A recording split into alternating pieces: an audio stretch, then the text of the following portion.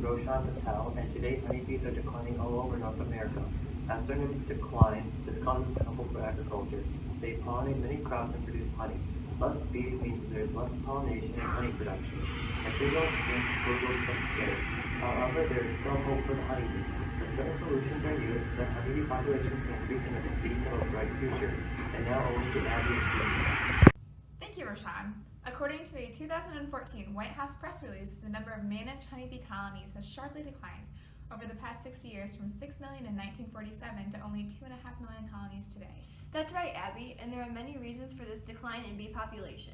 The loss of natural forage and adequate diets for bees, as well as mite infestations, disease, and a loss of genetic diversity are all causes of the decline in population. Not to mention the use of commercial herbicides that limit the bee's food source.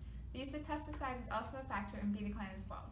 One specific chemical found in pesticides that is of great concern is neonicotinoids, a chemical that prevents bees from supplying their hive with enough food to maintain a healthy hive.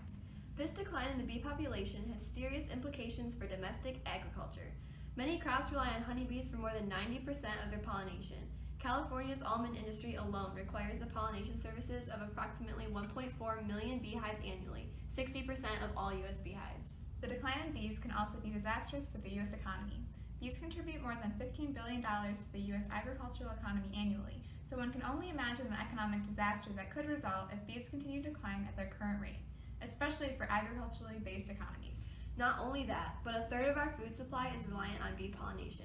Fruits and vegetables such as apples, nuts, and alfalfa could become less available and prices could potentially increase if bee pollination continues to decrease.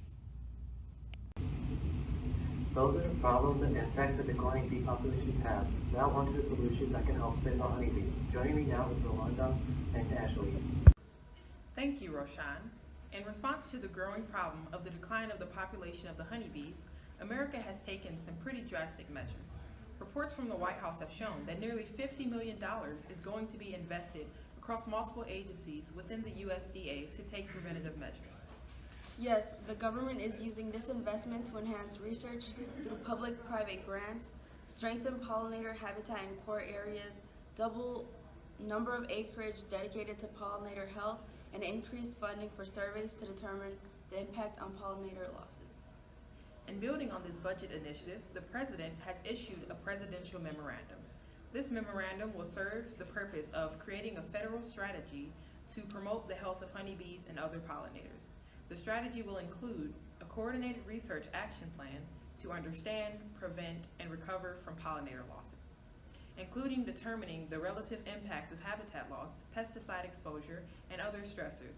One of the first steps to implementing this is the establishment of the Pollinator Health Task Force. The creation of this task force will be done by partnering with state, tribal, local governments, farmers, businesses, and non-governmental organizations to help protect our pollinators. Furthermore, they will develop plans to enhance pollinator habitat on federal lands and facilities to serve as examples to significantly expand acreage and quality of pollinator habitat. So, Ashley, what are your thoughts on the government's involvement in this issue? Do you think there will be any change now that this issue has risen to such a large scale national level? Of course, our government has implemented a rigorous plan to help our pollinator. That plan includes the institution of a public education plan to help individuals, businesses, and other organizations address pollinator losses.